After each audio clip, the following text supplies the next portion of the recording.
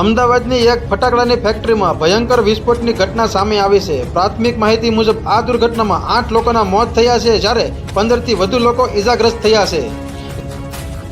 ઘટનાની જાણ થતાં જ ફાયર બ્રિગેડ, પોલીસ અને 108ની ટીમ ઘટના સ્થળે પહોંચી બચાવ અને રાહતની કામગીરી શરૂ કરી હતી।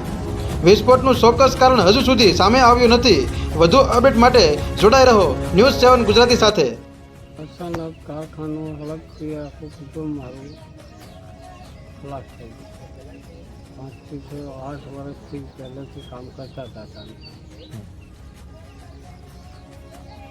તમને જાણ ક્યારે થઈ? જાણ મને મોડી સાંજે 4 વાગે પછી